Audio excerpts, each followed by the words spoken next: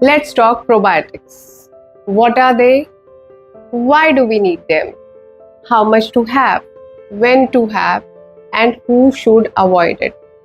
So, पहला सवाल, what are probiotics? Probiotics are good gut bacteria and sometimes small amount of yeast also, which are live and needed by our gut to perform many functions like digestion, improving immunity, metabolism, and even your mental health too. Our gut is full of trillions of bacteria, good and bad both. It's a good balance and they are known as gut microbiome. और इनका अच्छा रहना हमारे स्वास्थ्य के लिए एकदम ही उत्तम है. And the moment there is a little bit of ऊपर नीचे, it is known as gut dysbiosis. What causes it? Well, it is caused by excess use of antibiotics. Antibiotics are something जो हम कोई harmful bacteria या pathogen मारने के लिए लेते हैं, prescribed by doctor. But overuse actually destroys good and bad gut bacteria both. Antibiotic को तो नहीं पता है ना what is good, what is bad. It kills everything that it finds alive and that causes imbalance in your gut bacteria. Second is processed food, sugar, stress and रात भर जागना and दिन में सोना. All this can lead to gut dysbiosis and that is where probiotics come in to give you good gut bacteria and काफी सारे तो हमारे किचन में ही मौजूद है. What are the options that we have which can be probiotic? Number one is curd or dahi, and it has 2 to 5 forms of bacteria in it, mostly bifido and lactobacillus, and they are good for your gut. When to have it? Along with lunch. With what? Ideally with moong ka dal or amla powder or sugar or honey.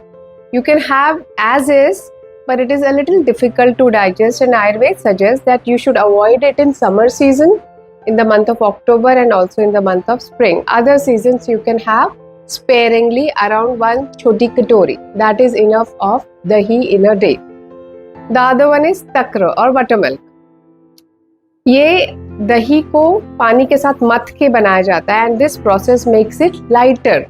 It is warming, easy on digestion, is a diluted form but has a lot of live bacteria and good for children and adults both and best to be taken in the daytime. Remember, never boil curd or your buttermilk. The moment heat is applied, all the live bacteria are dead and there is no benefit you get out of it. Number 3 is Kanji. In north, it is made with vegetables like your gajar, mooli and other vegetables. Where mustard seed के और पानी के साथ इसको ferment किया जाता है 3 to 5 days and then it is had 15 to 20 ml daily during winter and spring season. It is very warming but a good source of probiotic. The other kanji is in the south of the country, which is made with fermented rice, where rice is fermented overnight and सुबह तड़का लगा के with a little dahi it is had first thing as a breakfast. Amazing source of probiotic and suitable for summer and warm months. Achar, which is made without vinegar, oil, mustard seed, salt. It is good source of lactobacillus. How much to have? 1 teaspoon in a day and not more. Achar kiska? Any vegetable which is nimbu, mango, gajar, even jackfruit. All vegetables which are nicely made and ripened and fermented become good source of probiotics. It is the ideal time to have probiotics. Well, ideally it is along with or after your meal, especially lunch. Ideally avoid it on empty stomach. Even kanji on empty stomach is not so great, but in winters you may have it. How much I have mentioned throughout. Who should avoid probiotics? People who are intolerant to curd or buttermilk should avoid even achar. People who have SIBO, small intestinal bacterial overgrowth, should ideally avoid unless their doctor has recommended. Sometimes takra or buttermilk works for them. And people with immunosuppressant condition should talk to their doctor before taking any kind of probiotics.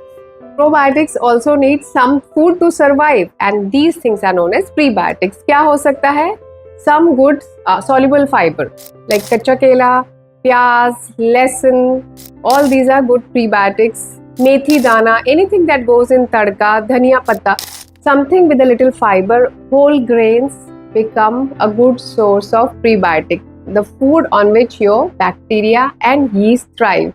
There are so many other options like kefir, sauerkraut, kombucha, kimchi, miso, which are also a source of probiotics, and I will cover this in my next episode.